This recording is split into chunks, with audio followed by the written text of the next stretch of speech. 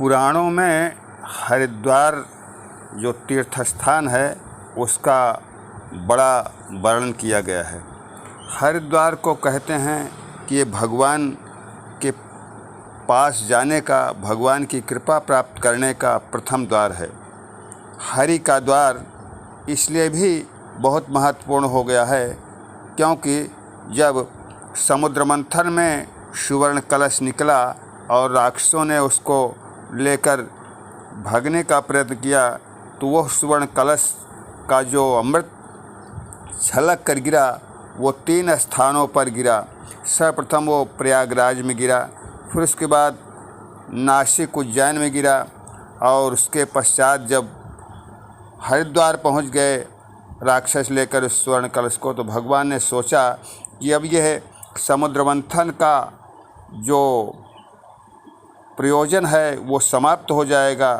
समुद्र मंथन से निकले हुए स्वर्ण कलश में जो अमृत है वो विनष्ट हो जाएगा। इसलिए भगवान हरि ने हरिद्वार में माया का रूप धारण किया और इस तरीके से सुंदर माया का रूप जब धारण किया तो उस माया के स्वरूप को देख करके राक्षस और देवता सब मोहित हो गए और उस मोह में पड़े हुए राक्षसों ने भगवान हरि को सुवर्ण कलश दे दिया और इसीलिए हरिद्वार को मायापुरी भी कहते हैं।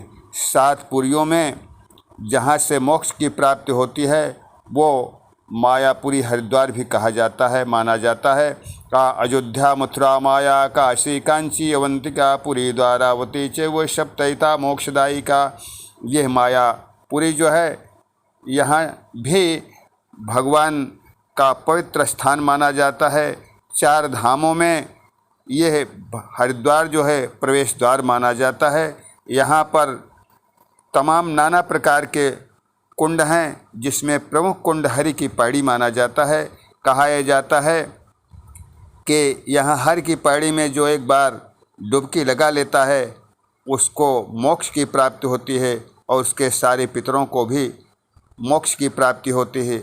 यहीं पर ब्रह्मकुंड भी है। यहीं हरि की पैड़ी के पास अनेक कुंड हैं जिनमें एक गौकुंड भी है जहाँ पर जिस व्यक्ति को गौ हत्या का पाप लगा रहता है वो वहाँ गौकुंड में स्नान करता है तो उससे गौ हत्या के पाप से मुक्ति मिल जाती है। यह तपोभूमि है। यहाँ पर राजा विक्रमादित्य के भाई ने भी तपस्या किया था, भगीरथ ने भी यहाँ तपस्या किया था, अनेक प्रकार के ऋषियों और मुनियों ने यहाँ पर तपस्या किया था। 4 स्थानों पर हमारे यहाँ महाकुंभ लगता है। हरिद्वार में भी महाकुंभ इसीलिए लगता है क्योंकि यहाँ मायापुरी में भगवान हरि ने राक्षसों से वो समुद्र मंथन का सुवर्ण कलश प्राप्त करके सारे देवताओं को दिया था और जब देवताओं को वितरण कर रहे थे तो राहु भी देवताओं के बीच में आ गया था, जिसकी जानकारी होने पर बताया देवताओं ने कि यह राक्षसों के बीच से आकर के बैठा है। भगवान तुरंत अपने स्वरूप में आया और सुदर्शन चक्र को आदेश दिया, राहु के सर को अलग कर दिया और चूंकि वो अमृत पी चुका था इसलिए वो 2 स्वरूप उसका हो गया, सर और धड़, राहु और केतु। इस प्रकार से 9 ग्रहों की गणना हमारे यहाँ शास्त्रों में मानी गई।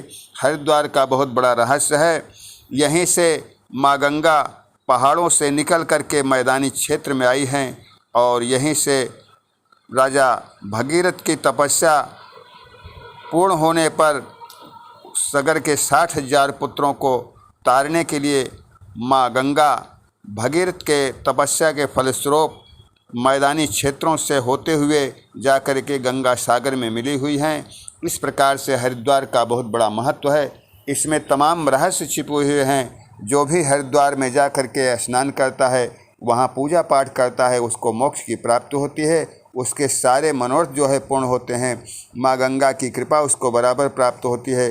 भगवान की कृपा यदि प्राप्त करना है तो हरि के द्वार पर वहाँ जाना, हरिद्वार में जाना हम लोगों के लिए बहुत ही परम आवश्यक माना जाता है क्योंकि धार्मिक स्थलों में हरिद्वार का बहुत बड़ा महत्व शास्त्रों में और पुराणों में बताया गया है। जय श्री राम।